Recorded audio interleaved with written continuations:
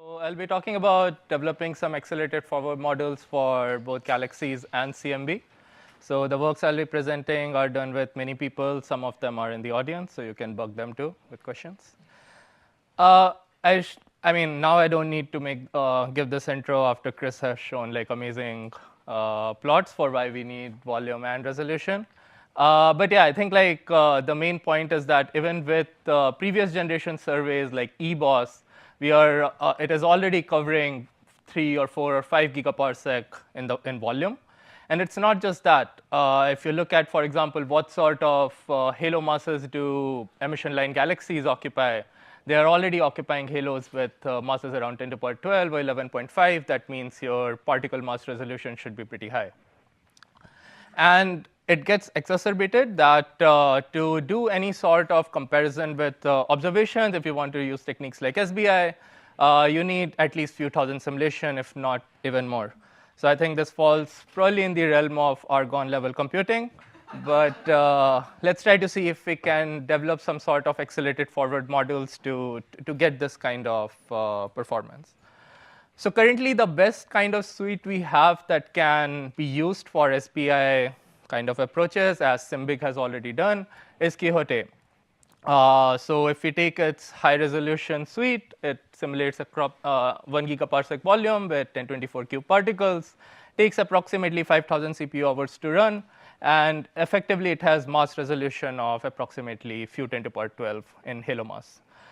If you take this sort of simulation and scale it naively to approximately 3 gigaparsec in volume that we need to even analyze STSs-like data set, you're going to need a lot of CPU hours. I will try to see if I can get the halo properties of Quixote with significantly cheaper simulations. So we have these particle mesh simulations. So I'll be running it at the same volume, but with significantly fewer particles, so 384 cube particles, which if you run in its CPU implementation takes approximately only 5 CPU hours. But if you put it on GPU with PMWD, etc., you can get it to order few seconds. And you also have the advantage that the simulation is differentiable.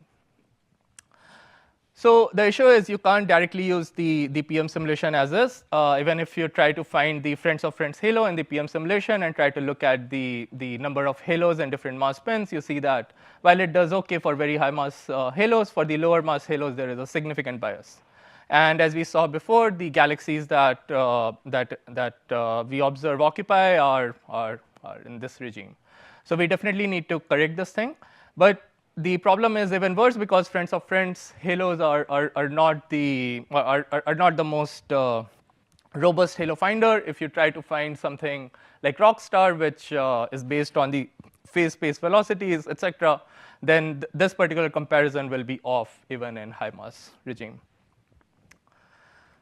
Okay, so basically this is the problem statement. I have the low resolution PM simulation. That is my input, and I want to find a way that I can connect it to the halo catalog and its property that is identified from a very high resolution 3D simulation, n-body simulation, sorry.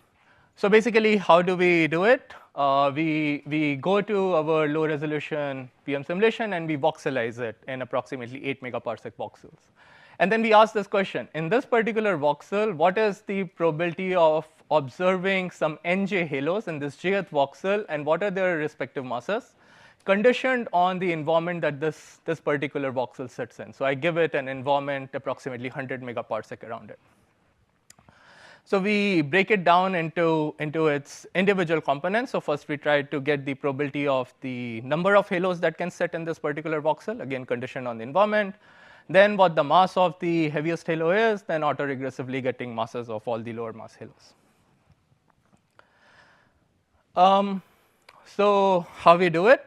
So basically, from its surrounding environment, I run a few layers of ResNet to get the features around this voxel.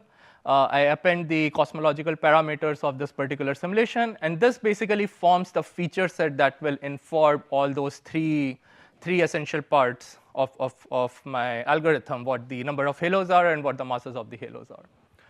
So to get the number of halos, I treat it as a classification using mixture density network. You can ask me details about each of these pipeline later. I won't go into a lot of details. To get the mass of the heaviest halo, we treat it as a spline transformation, basically like normalizing flow in a single dimension, where basically we are trying to have some base distribution, and we are trying to see how the PDF of the heaviest halo mass looks like conditioned on the surrounding density, which you can see that if you're in a very high density environment, your PDF looks very different compared to if you're in low density environment. So basically trying to learn this transformation. And afterwards, for all the lower mass halos, we have autoregressive neural spline flow, where again, starting with some sort of base distribution, we try to learn what the masses of the lower mass halos are. So this basically, and all of this is trained jointly.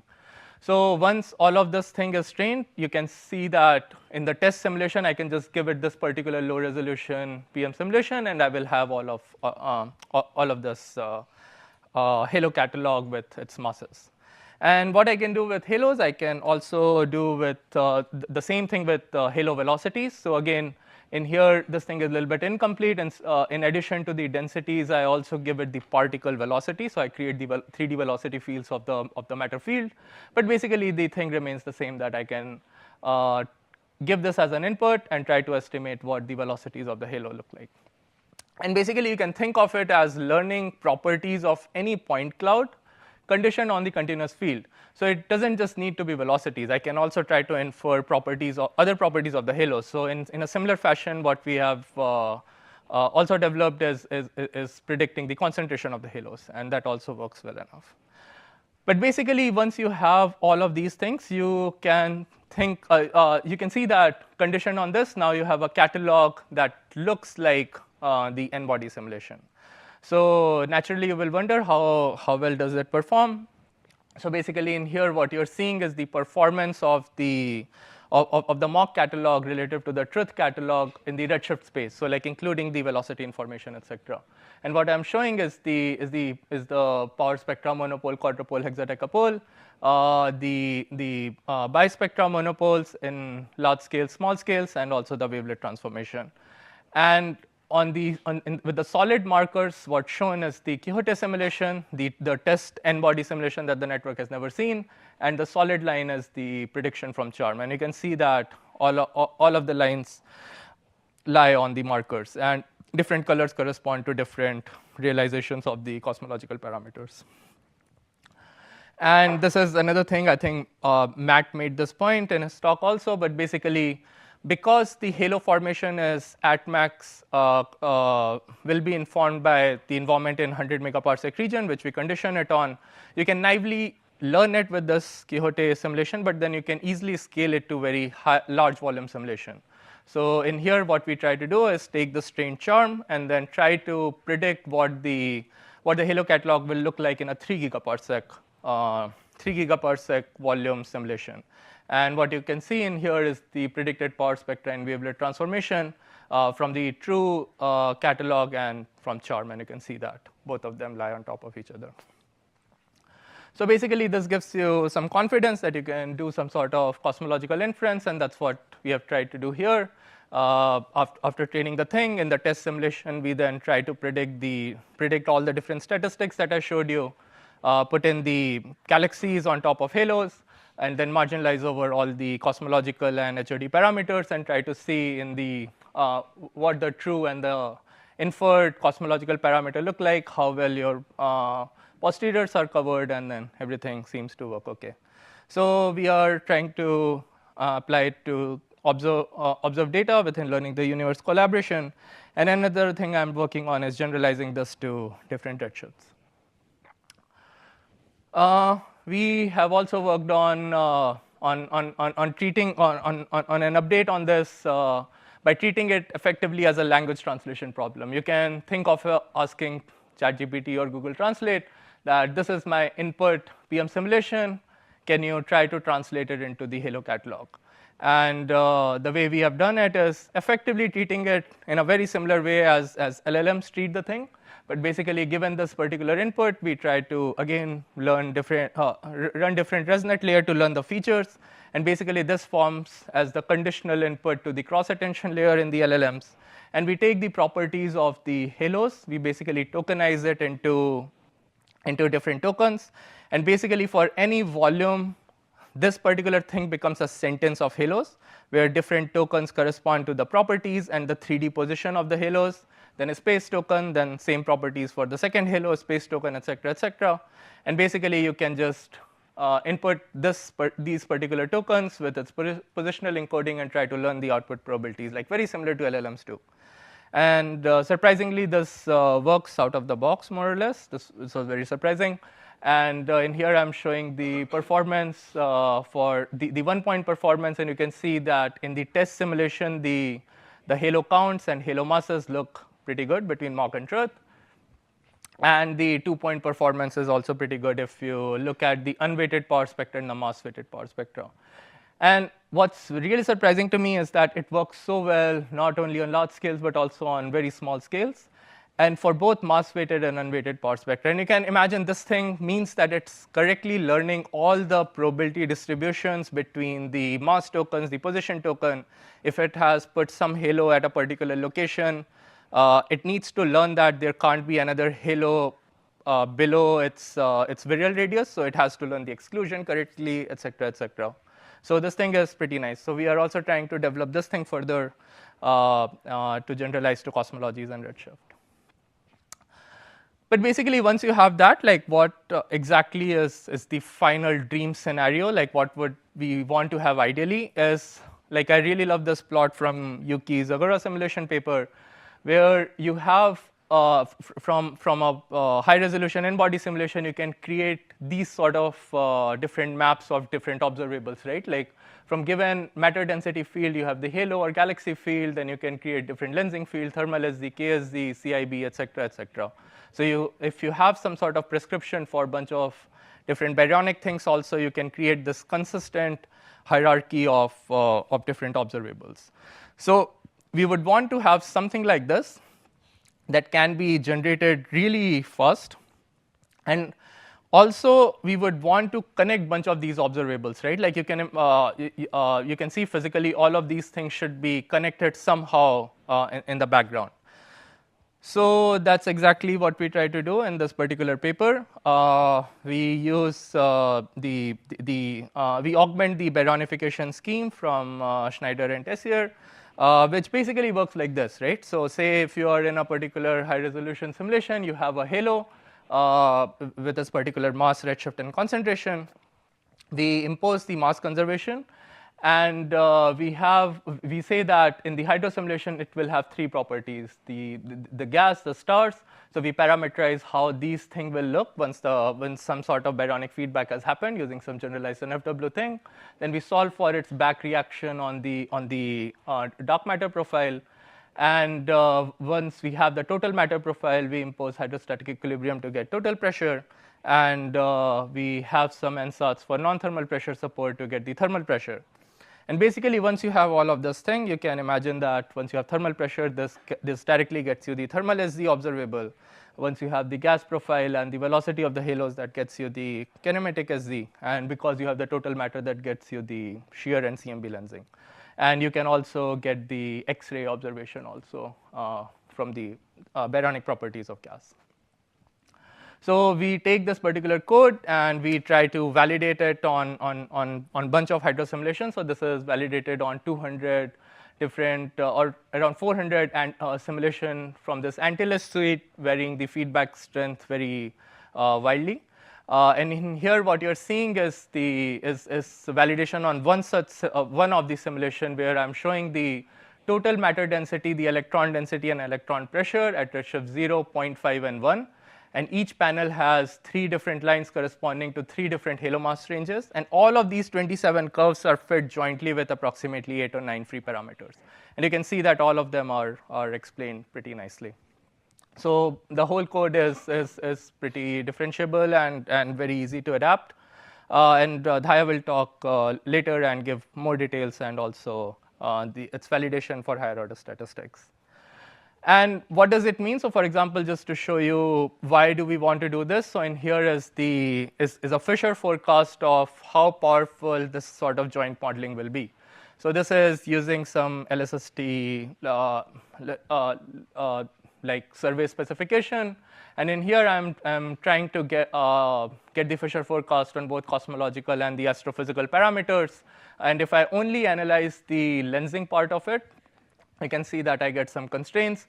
But as soon as I add in the thermal SZ probe also and jointly analyze the lensing and lensing cross thermal SZ, you can see that the constraints shrink quite a lot. And this is basically because as soon as you add thermal SZ, the constraints on the astrophysics parameter improve quite a lot, and that breaks the degeneracy, improving your cosmological constraints as well. So right now I'm working on developing the pasting code based on this. So say if you have the halo distribution from some sort of simulation, in here I'm using the cardinal simulation and pasting in the thermal SZ profile in here. So the whole code is approximately JAX-based. If people are, if someone wants to help me make it fully JAX-based, please talk to me. And I think Dhayaa will mention some very nice code for fast code for CPU-based pasting, but there are other talks from Erwin, Florian, and Michael also will probably talk about similar things. But yeah, I'll conclude here. Thanks.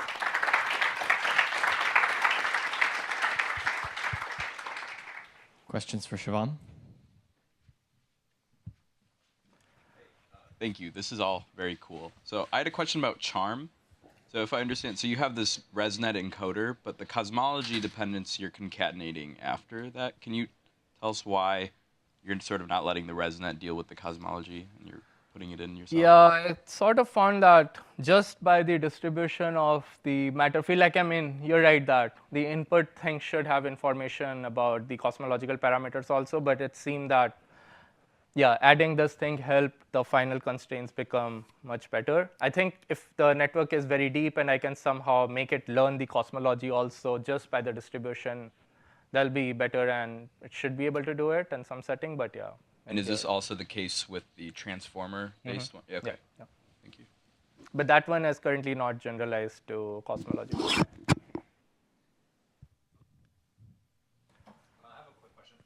You showed the power spectrum. Did you check redshift space distortion?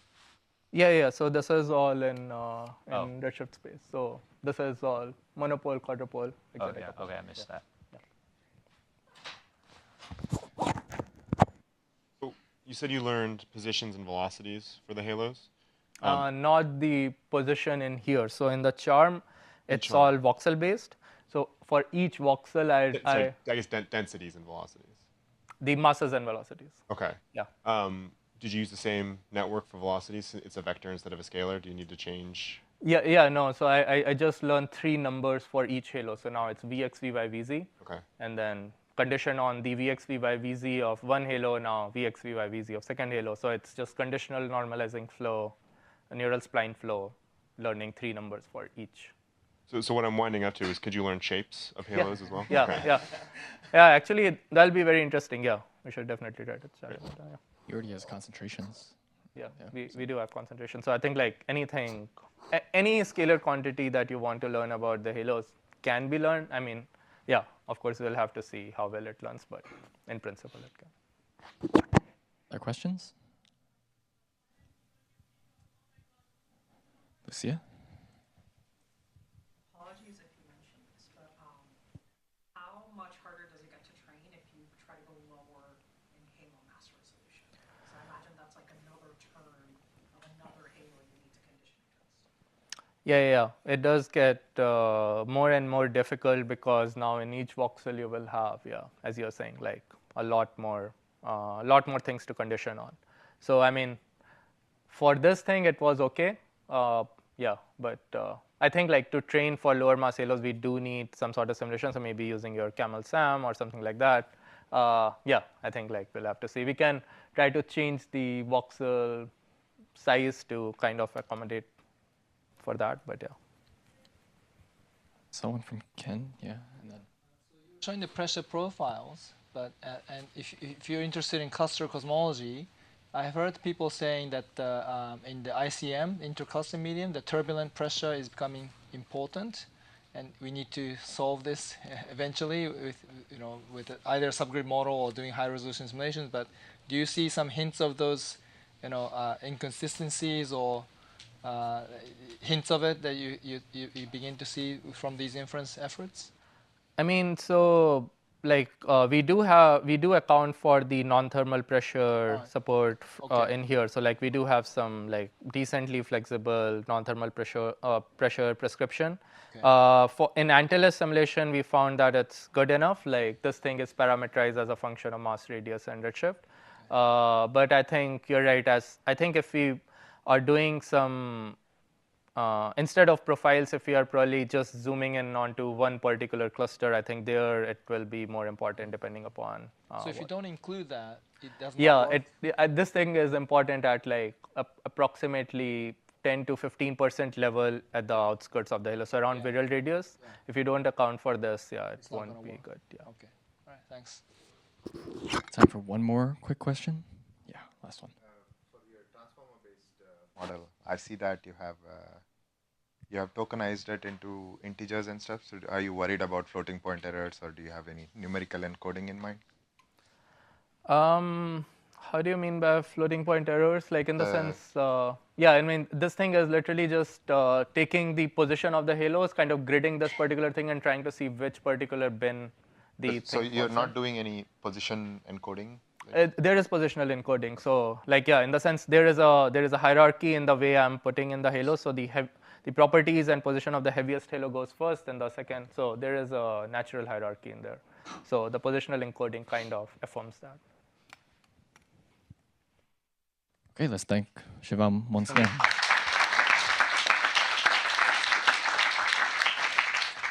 Next we have Dhayaa Anbajagane. Sorry, yeah. It's not spelled the way it's supposed to be, so that's fine. I'll mention during my thesis committee meeting is my plan. All right, so if you're keeping count, this is the 7th talk before you get to go to drinks. I am willing to tackle heat tree and actually bring that down to 5. I'm taking payments in the form of CCA computing hours if one of you would prefer to do that. Any takers? No? No? No? Okay, Tree, you're okay for now.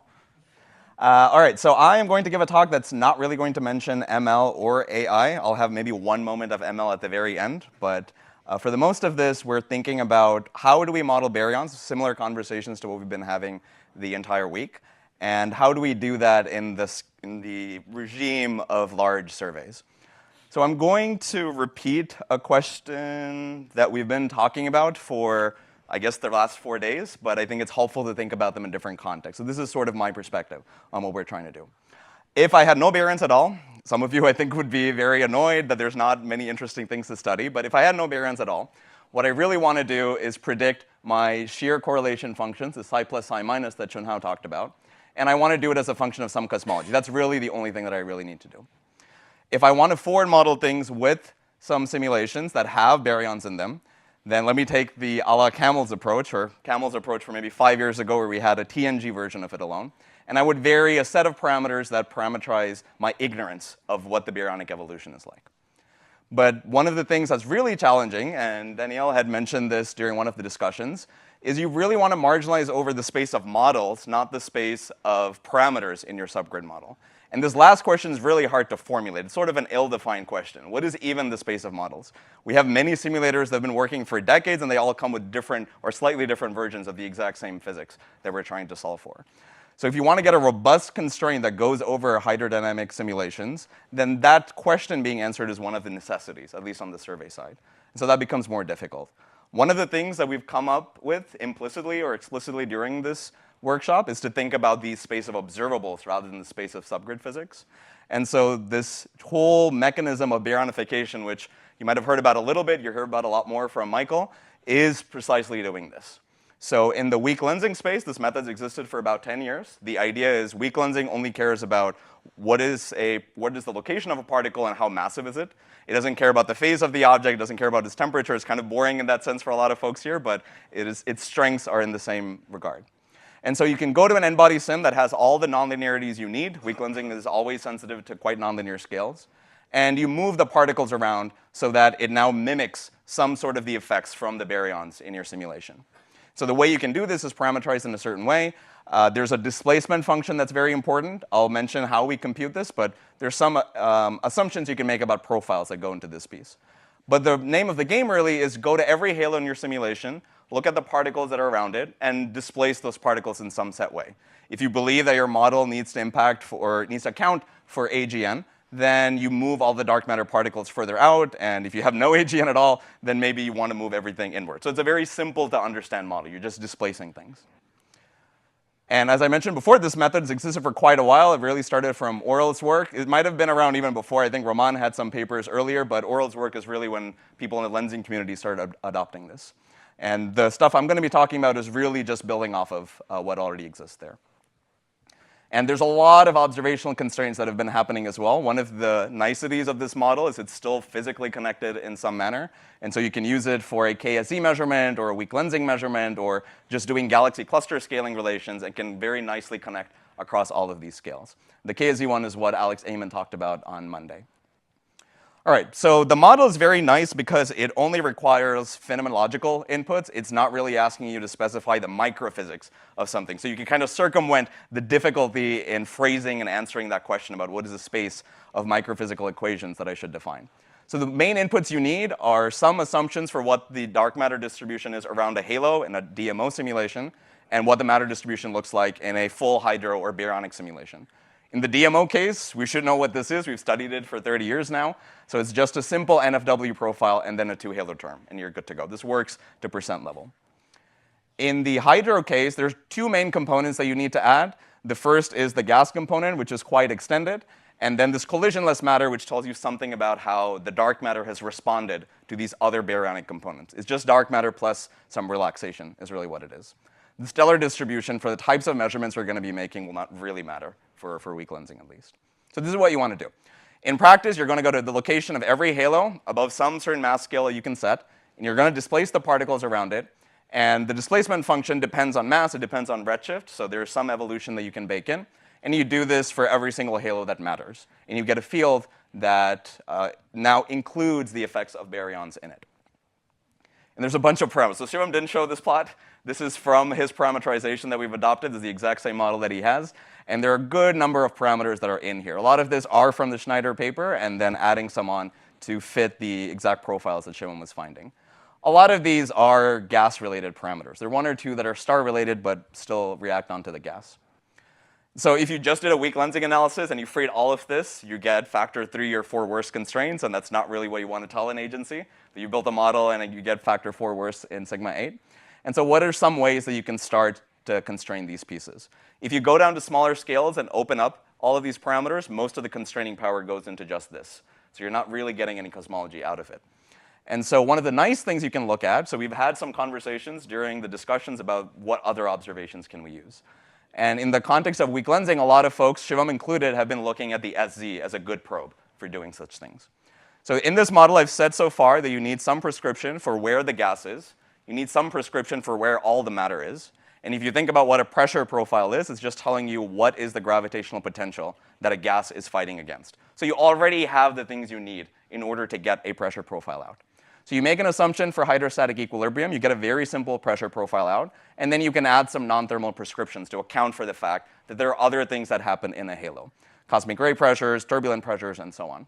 And so this is using the exact same prescription that Shivam has in his code, and you saw the very nice fits that he had in the profile. So I didn't have to redo any of that. It was brilliant. OK, so you have a pressure profile as well now. What do you end up doing?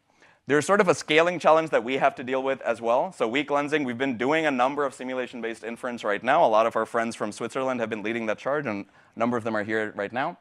The challenge for us is in the type of data products you store and you use. So weak lensing, we often need about of order 100 snapshots. We need very fine redshift resolution. And if you just think about the raw numbers, that's about a couple of terabytes per simulation that you need to store. And our friends at Zurich have about 10,000 simulations that they have. So if they were actually trying to do this, they would start hitting, I guess, the argon level of memory that they need. We're not able to do this across scale. And so one of the things that we've been doing in weak lensing is to actually store things as shells, as density fields, as heel pix maps. And that's really the unit quantity that we work in. I don't really know how many of us still work in snapshots that much. Heel pix maps are really our bread and butter. And so any operation you're trying to do on these density maps to include the effects of baryons or whatnot has to be able to speak in the language of these shells in order to scale up to the analyses that we've all been working on.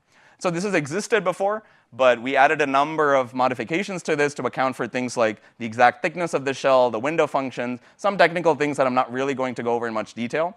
And so this is the code base that we were developing based off of a lot of techniques that we're borrowing from Oral's work. And this is all integrated into CCL. I'm not sure how many people know about this code base. This is very useful in the survey side of things. This is the core cosmology library that is used in the dark energy science collaboration. That's the desk that's in there, or LSST, if that's how you're familiar with it. It's a very modular piece of software that's meant for doing cosmology predictions. And if you're basing your code base off of this, you inherit all of its modularity and all of the nice things that come with their code development.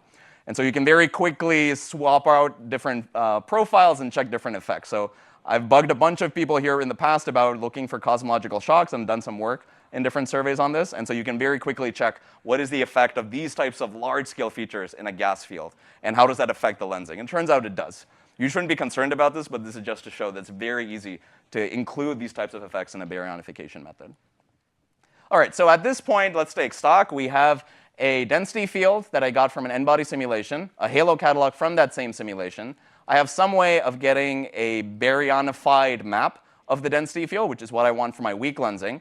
I would like to do a cross-correlation with the TSE in order to get more constraints on these parameters of interest to me.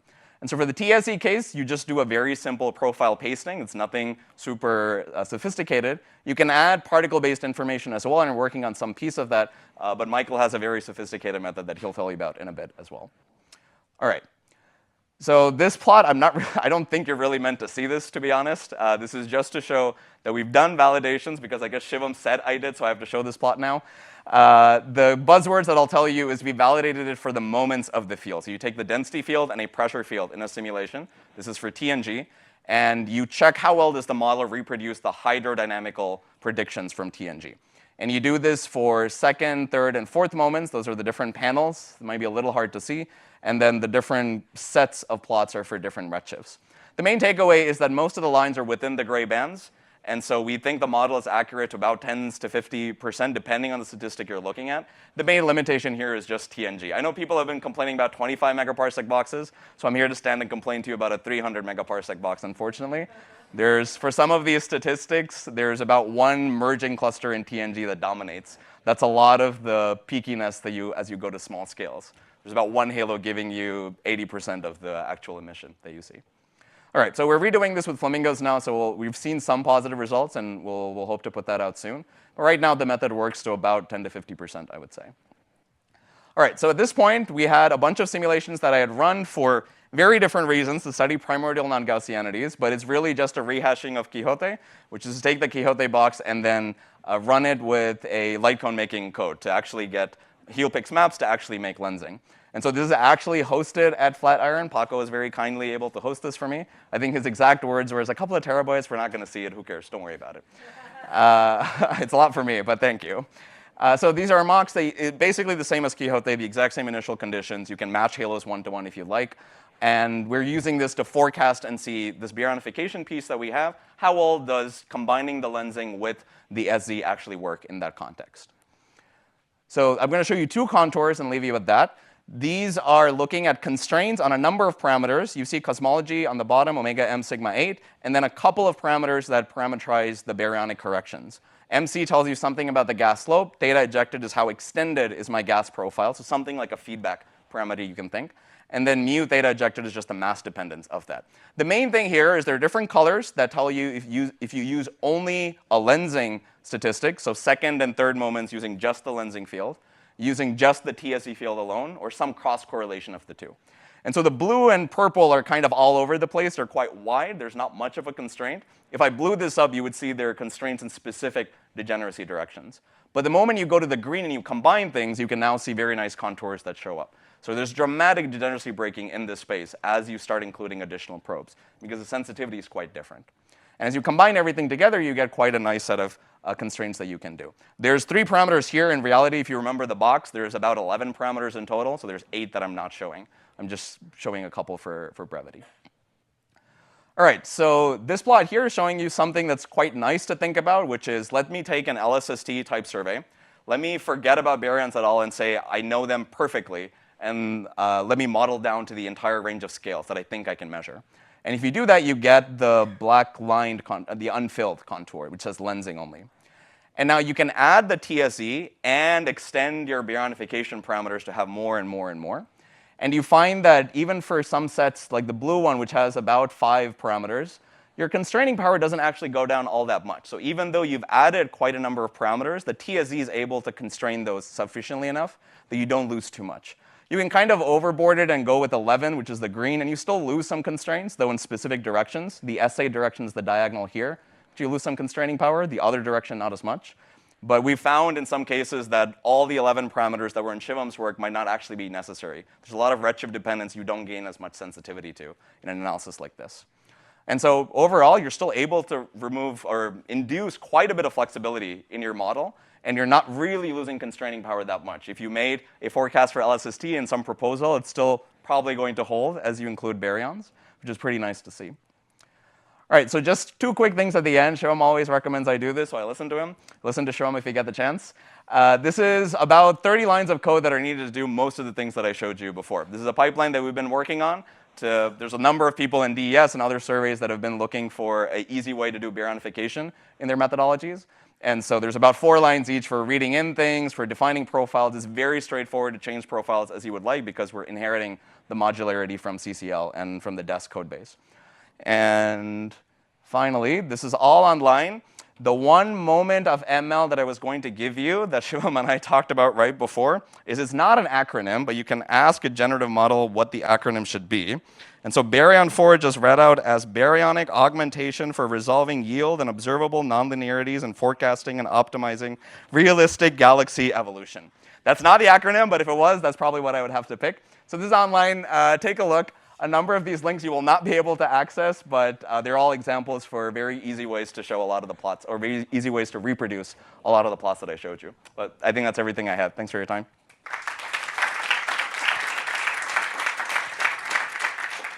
Awesome. Right. Yeah, great timing. Yeah. Questions for Dhayaa?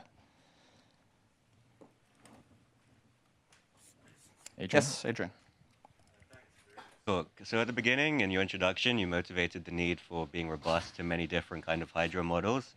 So I was wondering if that's something you've explored with this method. So the thing that I think we're missing is on the higher order side. How much robustness do we have for this? One of the things I think is interesting is this is still the same baryonification model from Oral's method, right? Which is really a 2-point level correction. It's changing things at the profile level. And so what we were finding with testing all these higher order statistics is a lot of that information is just in the halo positions rather than something inherent to the baryonic effects themselves. And so as long as that is where your information is coming from, you're okay. So I don't think it's going to change too much from simulation to simulation. We should test that. And TNG is one thing where it's very easily accessible to do. We're, again, looking at flamingos now, so that range of models is where we'll be able to find this. But I'm not too worried about not being able to generalize on that level. Yeah. Can I steal the mic and ask a question? Yeah, go ahead. So in this baryonification thing, are you only perturbing radially when you change to a hydro? And do you have to care at all about cluster triaxiality or any sort of thing like that? Right, so we did a number of tests on this. Right now we're perturbing only radially. You can also perturb a lot more or less along the major and minor axes, so just scale the displacements by the ellipticity of the halo, basically. It ends up being a 10% effect because most objects are like 0.9 in their major to minor axis, so it's not too big. And for the type of statistics we were looking at, we didn't see any impact at all. But I'm sure you can find certain versions where they're a lot more sensitive to halo ellipticities, like a squeezed bispectrum or whatnot. Yeah. Other questions? Yes, Paco. Are you going to rescind my storage access? Okay. So at some point you mentioned that as you go to a smaller scale with baryonification, you basically just measure better these parameters, more than really extracting more cosmology. Right. So this is likely different to what we find with full hydro. You know, in full hydro, we were expecting this behavior, but we don't see this. Yeah. So I was wondering, the baryonification model, there is any crosstalk between cosmology and astrophysics, or really the astrophysics is like completely orthogonal? It's something that there is a... Right, yeah. There were some tests from Oral in the original work that checked this to see what the effect was. And for the dependence is mostly on omega m, because as you vary omega m, you're changing the baryon fraction in most of these models. And that, of course, makes a difference. But on sigma 8, there isn't really that much of a difference, really. For things like weak lensing, the main type of demons in the methodology are the 10 to the 13 halos, and they do vary as you change sigma 8. Their number counts vary, but not that much, relative to, say, a 10 to the 15 halo, where it changes more dramatically. There was some work that had gone down to like NSIDE 4096 maps of sort, and they had found, with the Arico baryonification method, and they had found that there wasn't too much of a difference that they were getting. Most of it was baryonification. It might change. We're still working with stage 3 data that's a little bit noisy and whatnot. So that might differ in the future. I should also say on this point, the TSE stuff that I showed, if you're familiar with that field, the maps that we use is at NSIDE 8192, and I've only showed 1024. So this is underestimating the impact a TSE field could make on the constraints. I'm lowballing it by a lot. Yeah. Other questions? No? Oh, Yosef, yes. Just a quick question for the TSE analysis that you showed. This is noiseless analysis, or? The forecasting that I showed. Yeah. No. The forecasting includes, that is what I spend most of my time on, unfortunately. The forecasting includes a bunch of different foregrounds and noise fields that are consistent with what you would expect from a Simons Observatory-like survey. Yeah. It uses what is in their document, though I heard from some of our Princeton friends that they're doing even better than they expected. So it might actually be even more constraining, potentially. Cool. Yeah. We maybe have time for one more short question. If not, let's thank Dhayaa again. Thank you very much. And now we have Tri Nguyen. Come on down. Yeah. Hello. Okay. Take it away. Nice. All right, everyone. I'm Tri. I'm a fellow at Sierra Northwestern University, and I'm here to very excitedly present to you this work that me, Paco, Sid, and Carol do with the dream simulations. So I'm one of those people that you might call a near-field cosmologist, meaning that I don't really care about anything larger than redshift of 0, and the only cosmological parameters that matter is the dark matter. So I want to kind of like give a little bit more motivation why I think dark matter is, quote unquote, the only thing that's matter. Because lambda CDM, as you might know, is very successfully predicting things like large-scale structure, but prepare to not hear about any of that, because the real problem kind of arises from the galactic and subgalactic scale, meaning that a lot of the things that you see in the Milky Way, in the local group, actually challenges lambda CDM, and sometimes pretty significantly. Just give you a little bit of a few overview of the kind of problems. You have problems like all of these, that I probably don't have time to go over, actually. And then many of these actually can really be solved by just having like a better baryonic models, like better gas model, better CGM, ISM, whatever M that you was thinking of, kind of models, right? And the thing is, baryonic model is one of like the biggest uncertainties in simulations.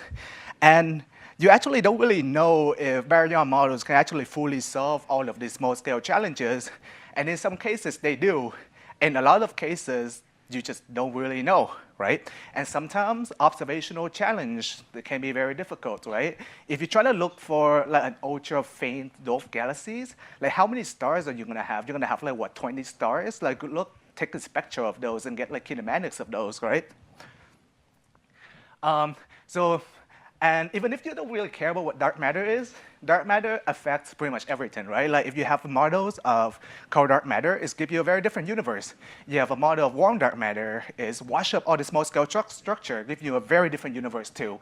You have fuzzy dark matter, basically to the point that quantum effect kicks in on the galaxy scale, you start to see wave interfering patterns like that figures show over there.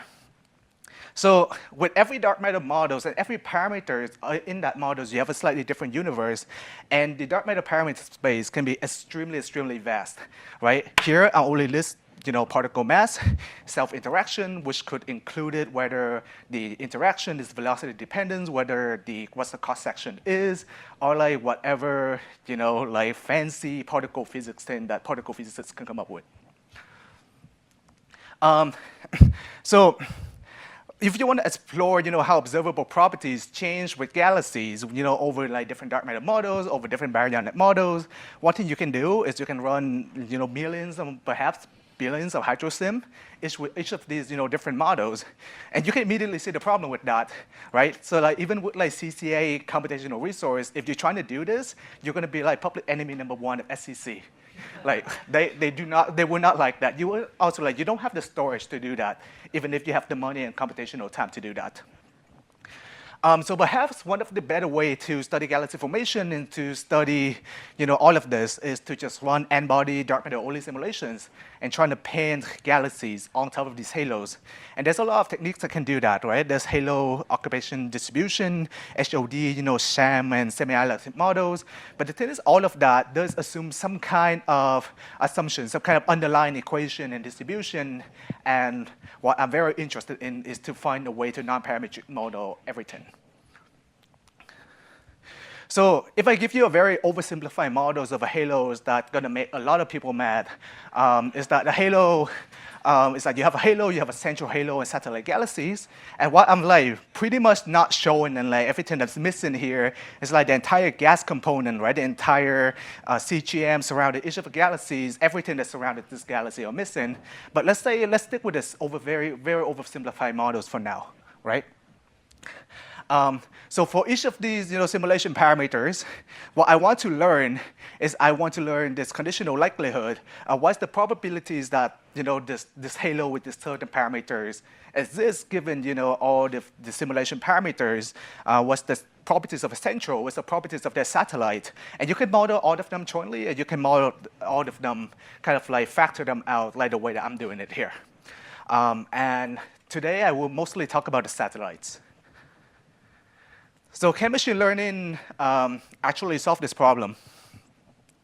So you're trying to paint something on top of dark matter halos. So I'm trying to generate satellite galaxies. And so for me, a good generative models can both sample and evaluate the likelihood, meaning that it's not a gang. And the example applications that, after you can generate all of this, is that you can create more samples, which is the obvious use. But you can also, if you have access to the likelihood, you can also do anomaly detection, and you can also do inference using some kind of like Bayesian methods combination like MCMC, which is pretty much a simulation-based inference. But satellite galaxies are difficult to model. And like the way that I think machine learning is like all about like the implicit bias, right? If you have an image, you use a CNN. If you have, I don't know, a time series, you use like a transformer or a recurrent neural network. You have a point cloud, you also use a transformer, and you can use like some kind of graph neural network. But so I guess my point is that I would like to model these satellite galaxies at point cloud, which is pretty much like a set of discrete points in the three-dimensional space, which each of these points has velocities, properties like position, velocities, mass, stellar mass, halo mass, as well as things that I want to model more, like dark matter concentration, even things like star formation rate, and all of the observabilities you can think of.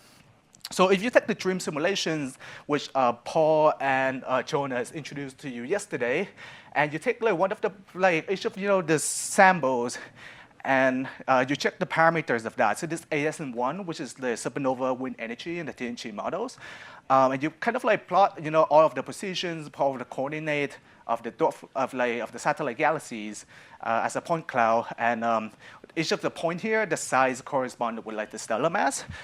You can see that they distributed very differently, right? Like even the numbers, as you increase, as you cranking up the supernova feedback, the supernova wind energy, you see fewer satellites. They, by eyes, they distributed slightly differently for me. So how do you model something like this?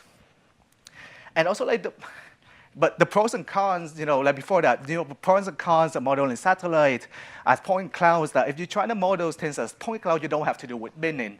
You don't have to like basically condense, all your information into an image, for example. And for example, if you're trying to condense everything into an image and you're trying to use the CNN over that, you also do have some kind of problem because CNN doesn't really deal with sparse data very, very well. And for me, a point cloud, I can incorporate symmetry, like equivariance properties, a little bit more naturally, I would say, than like a CNN can do, at least just a personal opinion. And the cons is that point cloud can be notoriously difficult to model, even if you use advanced machine learning technique. And a problem, with modeling all of these things, and this is, I guess, not really a point cloud problem, but like this project problem, is that is this Halo Finder thing. And if I have 1 cent for every time the Halo Finder disappoint me, I would be able to run, I don't know, CAMELS 10, right? So Halo Finder is definitely a problem. So like say you want to model a point cloud, and you want to model something as complex as this, right? What do you use for as a generative models?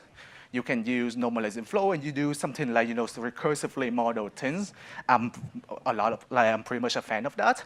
But you can also use things that model everything collectively, like a diffusion models. And this is what we were really interested in to experiment with. And the diffusion models allow you to incorporate slightly more complex data structure, as well as more, I would even say more advanced architectures like a GNN, or like in my case, there's a transformer, which is just like a lame GNN. So if you're not familiar with how the diffusion training works, so basically you just kind of take this cat here and you noise the cat, right? You add noise to the cat at every step until you cannot recognize this cat anymore. The cat has been completely Gaussianized, right? And during generation, and you basically learn the reverse mapping from, from this noise back to the cat at every combination of the time step, for example. And during generation, because you already know the distribution, right? You already know that everything should start as the Gaussian. You can just gradually add this Gaussian noise until you have a real cat. And for each different realization of the Gaussian noise, you have a different cat if you train your model properly. And in my case, for every different realization of a point cloud Gaussians, I would have a different set of satellite galaxies. And I would also say that this kind of work is actually not that new. Painting point cloud, this has been kind of done before, last year, which is very old news for machine learning, by Carol and Sid. They take the Quixote simulations and conditioning on cosmological parameters omega m and sigma 8, and they're trying to go from this point cloud here, right, using the diffusion models and basically predicting the clustering in this big box. But I believe that this has never been done for a scale as small as satellite galaxies.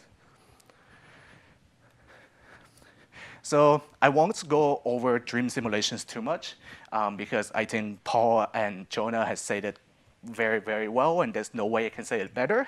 But the one thing I want to highlight here is that we're using the 1000 simulation from the TNG warm dark matter box, which include 4 parameters of interest: the warm dark matter particle mass, supernova feedback parameters, including supernova wind and supernova wind energy and super wind velocities, as well as the HEN feedback parameters. And this is an example of a very nice visualization that I really like from dreams. Of each of these are one of the galaxies.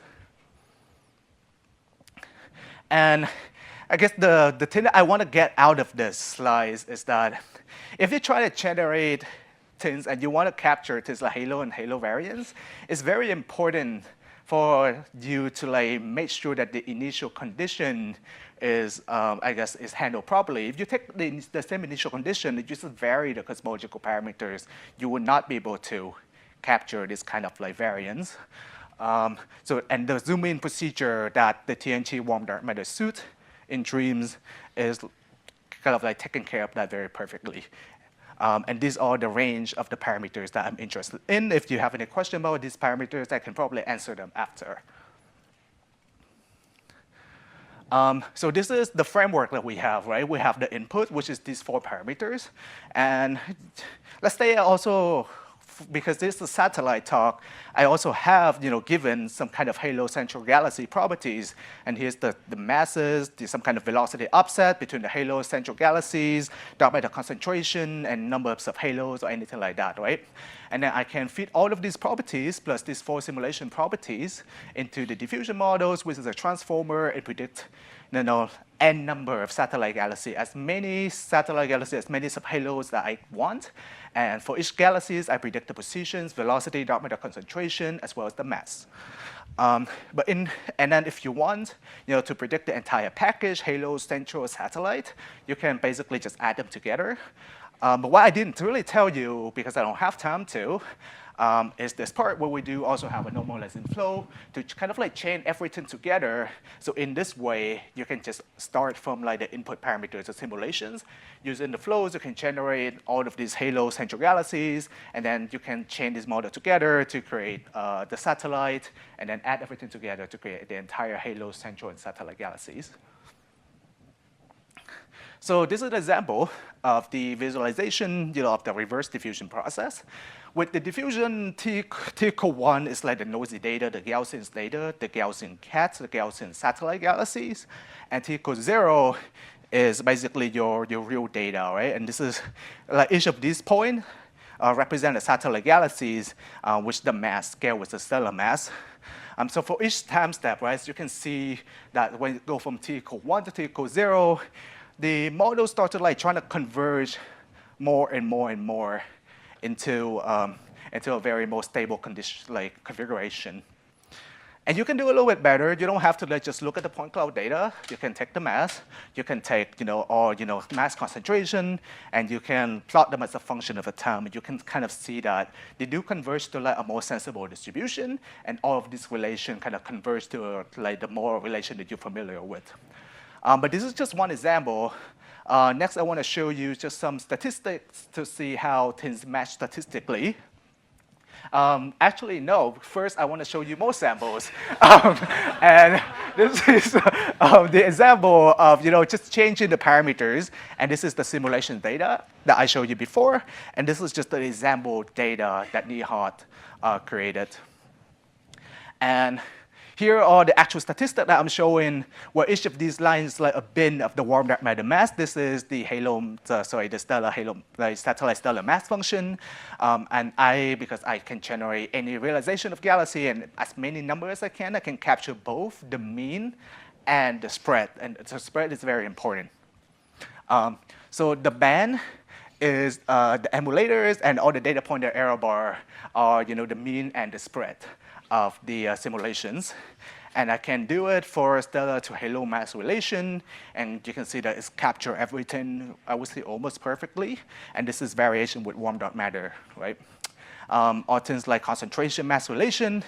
And you can do pretty much the same thing for supernova wind energy.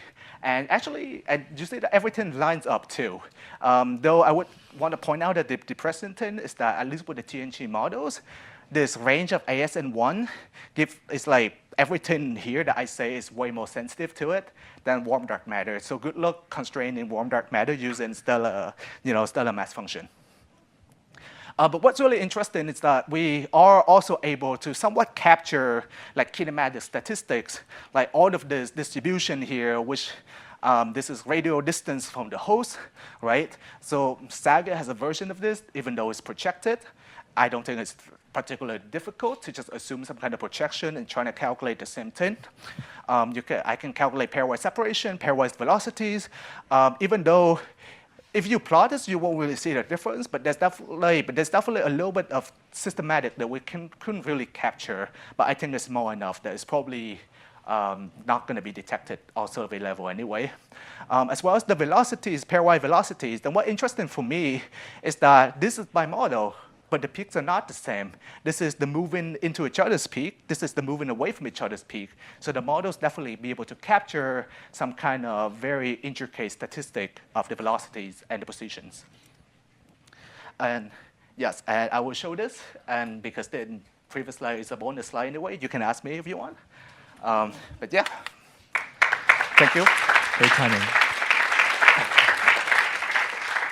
Let's see, we already have some questions. Yeah. So you mentioned equivariant diffusion, but did you use equivariance in your diffusion? Yeah, so for this one, I do not. Okay. So Sid and Carol work was based on the graph neural network, and in those cases, they also don't really use that, which is like do data augmentation. But in those cases, you can just easily switch up a graph neural network for equivalent graph neural network. So I guess I wanted to see what your intuition would be. So I guess as you zoom in and scale, I feel like my naive assumption would be that maybe the likelihood of you breaking symmetry would increase if you did have something like equivariant diffusion. Do you have any sort of perception for that? Or maybe, why they use augmentation instead of equivariant diffusion in the first place? Actually, I also use augmentation. That's the part that I didn't mention. So we basically roughly use the same pipeline. So we basically rotate the galaxies, X number of times. My intuition is that it's definitely better to have equivariance, but right now for this kind of work we're doing, I don't think that is necessary. And I think that a lot of time data augmentation already does the trick, right? So there's this middle ground where like, why do you, trying to incorporate symmetry when you can always just do data augmentation? That's like one of my hot take on machine learning. Okay, thanks. It could be a big question for later today. Other questions? Yeah, wait one. So just a naive question that for this satellite, you can also recover the 3D distributions around the central galaxy. Is that correct? Yes. So with that, I was just wondering that maybe you can find the plans and try to trace back what is really the trigger, the plan of the satellite. Is that possible? Exactly. That's what we were really interested in doing. Okay. You should talk to me and Jonah about it. Okay, great, thanks.